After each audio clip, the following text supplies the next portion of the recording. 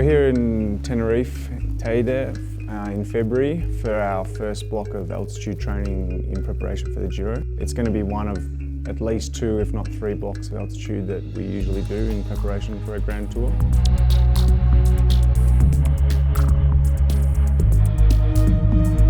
The sport provides so much to us because normally we have very good weather, we have the high altitude, and the riders can really focus on their job, training, recovery.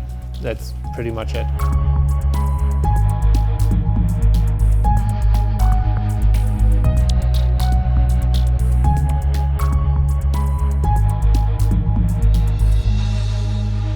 When you're on altitude, you have to be careful with choosing the right intensity for your riders. Some riders react very different to altitude, and you need to give them the time to adapt to be able to get the full benefit for their training. The first few days were kind of easy training, and now we started to do some specific on the climbs, like with rhythm changes and race-specific intensity.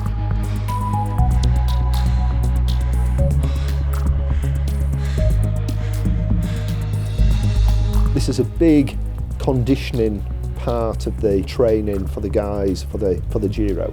So yes, we're still quite a way out from the Giro, but coming to something like where we are now, not only are we at altitude that provides an extra physiological stimulus, but also it really provides a focus. There's very little distraction here.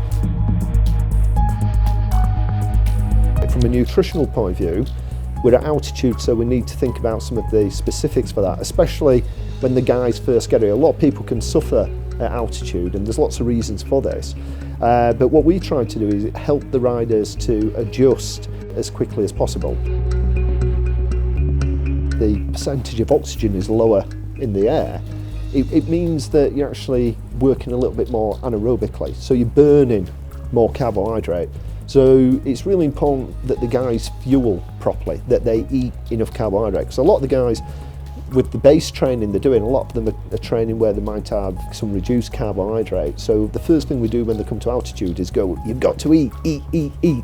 And the other thing at altitude is a lot of people find it helps them to lose weight because, you know, there's extra stresses on the body, you're increasing the workload. Yesterday the guys did 7 hours on the bike. So that's another thing that's great at altitude is the fact that it helps with the weight loss.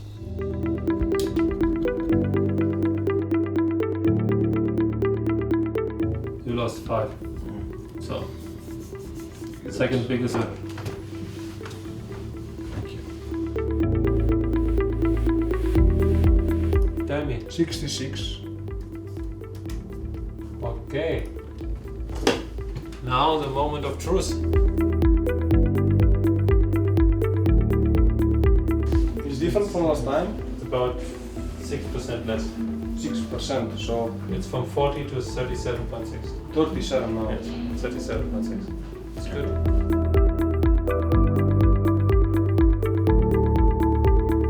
My purpose in the team, particularly for the Giro, is being the team captain. That requires uniting all the riders and making sure everyone is together and on the same page to try and achieve that same goal of getting a big GC result. If I just concentrate on getting the guys together, making sure everyone is willing to sacrifice for the other guy and everyone's on a level playing field and they're not worried about personal ambitions over the top of a team plan, if that all comes together, then the result will come. So I'm not so much thinking at all about the end result because that will come as a result of how well we do the small steps along the way.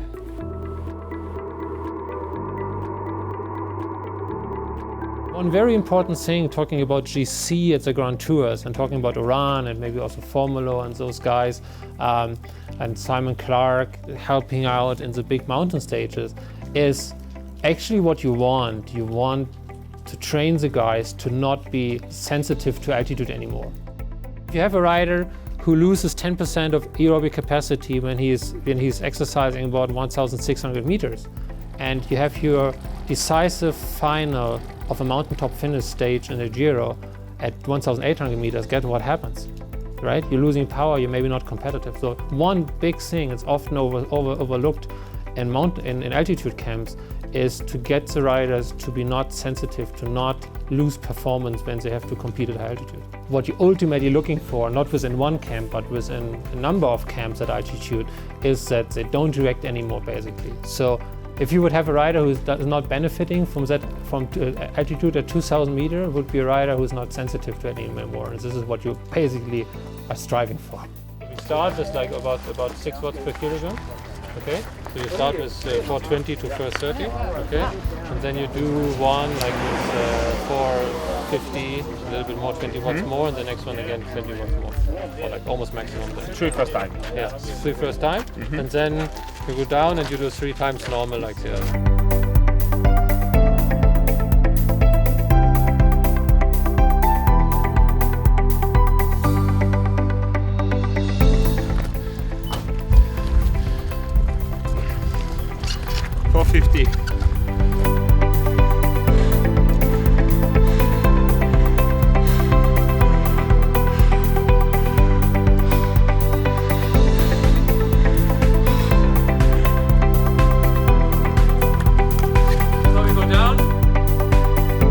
From the timing perspective, we're on schedule.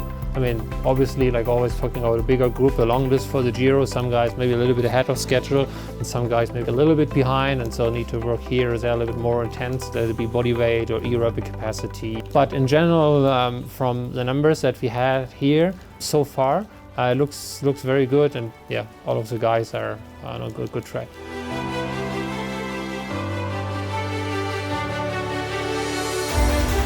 Having Urán in the team as a new leader for the Giro, it's a big thing for us. It really, I think it elevates our whole game, and also the morale of everybody. Everybody's more motivated because you have a real goal, a realistic goal to win the Giro, at least be on the podium, and that's what gets people exciting. That's true for riders as it is for staff.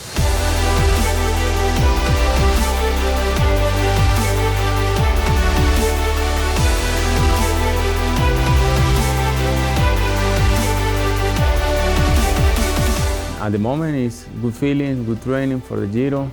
The team is focused. I think it's good because in the middle I had a long-time trial, 42 Ks, and the Giro always is special because the last week is really hard. It's really hard, really big mountain at 2,800 meters is special.